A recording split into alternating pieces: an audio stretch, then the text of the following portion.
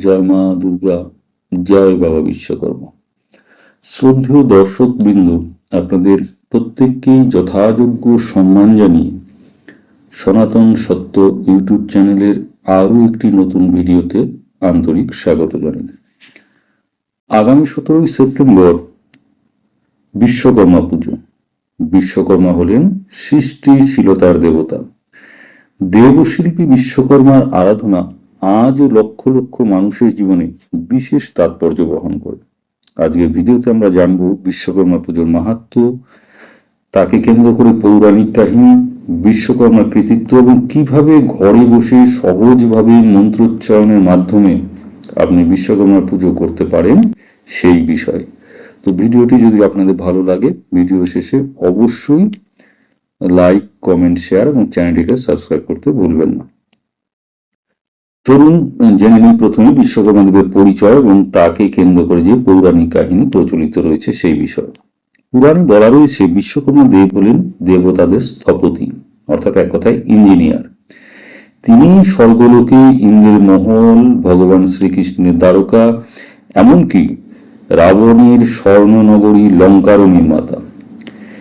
পাশাপাশি শিবজি যে ত্রিশূল ধারণ করেন, দেবরাজ ইন্দ্রের কাছে যে তার অস্ত্র রয়েছে বজ্র এবং শ্রীকৃষ্ণের সুধন্য সারথি রথ, সবই বিশ্বকর্মার সৃষ্টি। বলা হয় ব্রহ্মাদেব যখন বিশ্ব সৃষ্টি করেন, সৃজন করেন, তখন বিশ্বকর্মা দেবকে দায়িত্ব দেন বিশ্বকে সৌন্দর্য এবং শৃঙ্খলার মাধ্যমে গড়ে তোলার। তাই তাকে দেব শিল্পী বলা হয়। এবার চলুন জেনে নিই বিশ্বকর্মা দেবের পুজোর মাহাত্ম্য। বিশ্বকর্মা পূজা কেবলমাত্র কারখানা, দোকান বা অফিসেই নয়, বহু মানুষ নিজের ঘরেও কিন্তু এই বিশ্বকর্মা পুজো করে থাকেন।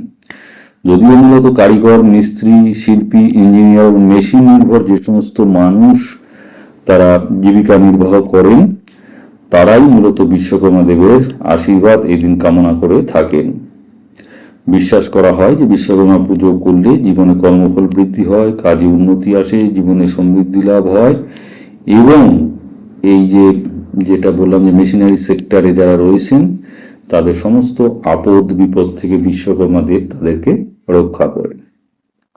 এবার চলুন জেনে নেই ঘরে বসে খুব সহজভাবে আপনি কিভাবে বিশ্বকর্মা পুজো করতে পারেন। প্রথমেই সকালে স্নান সেরে শুদ্ধ পরিষ্কার পরিচ্ছন্ন পোশাক পরুন। দ্বিতীয়ত, ঘরের পূর্ব বা উত্তর দিকে একটি আসনে বিশ্বকর্মা দেবের ছবি বা প্রতিমা স্থাপন করুন। এরপর ফুল, ধূপ, প্রদীপ, ফল এবং মিষ্টি নিবেদন করুন আপনার সাধ্যমতো।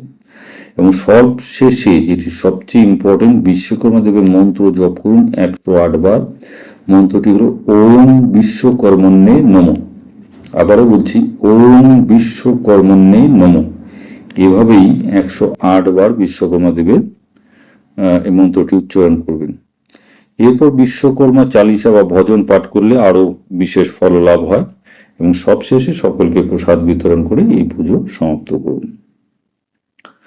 তো পুরাণে বিশ্বকর্মা দেব যে শুধু দেবতাদের স্থপতি তাই নয়, তিনি মানব সমাজেও কারিগরি বিদ্যা, যন্ত্রশিল্প এবং স্থাপত্য বিদ্যার জনক বলে ভক্তরা মনে করে থাকেন। আজকের যুগে ইঞ্জিনিয়ারিং, মেকানিক্স, কারুশিল্প সবকিছুর মূলে বিশ্বকর্মা দেবের আশীর্বাদ রয়েছে বলে এই সনাতন ধর্মের অধিকাংশ মানুষই কিন্তু বিশ্বাস করে থাকেন। তাহলে শ্রদ্ধেয় ভক্তগণ, আগামী 17 সেপ্টেম্বর যে বিশ্বকর্মা পূজা, চলুন আমরা সেই পুজোয় সকলে মিলে সামিল হই।